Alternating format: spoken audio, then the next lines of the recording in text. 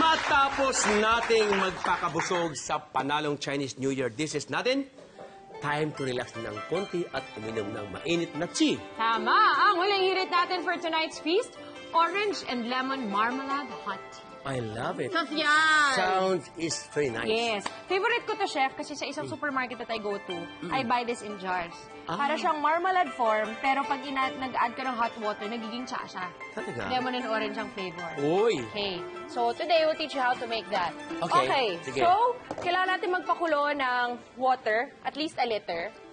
And then, lalagay natin ang ating marmalade. Uy, masarap Orange na. and lemon marmalade. Okay. Pwede nang patayin yung apoy. Basta kumulo siya, okay na. So, magdi-dissolve yan. And of course, lagay natin ang ating tea bags. Okay, to steep. Oh. So, babawad mo siya dyan. Para lumasa. Okay. And then, cinnamon bark. Uy, mabango yan. Yes. And then, asukal. Asukal. Yeah. Tablespoon Okay. of sugar. Alright. Honey, to taste na lang yan. Okay, honey to taste. And Okay. then, kailangan natin ng honey ng lemon at ng orange rind. Ano gagawin? Rind meaning yung kanyang balat.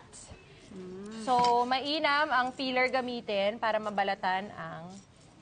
Yung balat lang ha, hindi yung puti kasi mapakla yun.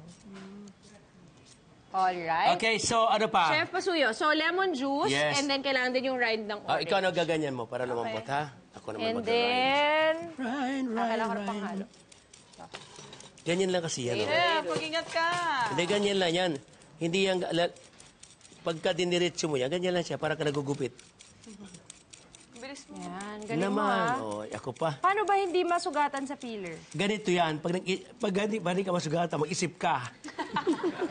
Sa bagay, kasi kaya ka nasasaktan, hindi ka nag-iisip eh. Tama yun. Kailangan talaga, alam mo, lalo nga dito, pillar, dangerous ito. Kailangan hawakan mabuti. Madulas kasi, pag tumalsik na nalaglag, ang kamay mo madadali. Kaya kailangan firm. Tsaka, syempre, hindi mo na isa-slice, di ba? Oo. Kailangan buo, Siyempre, ganyan. gumagawa ba ng gano'n? Hihiwain mo na bago magbabalat? Minsan, nalimutan yung sobrang isip ng tao, hindi ka lang ginagawa.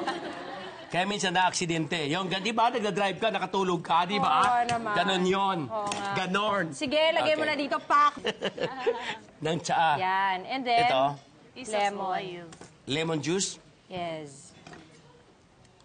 Okay. Balik mo, ha? Yo, sarap.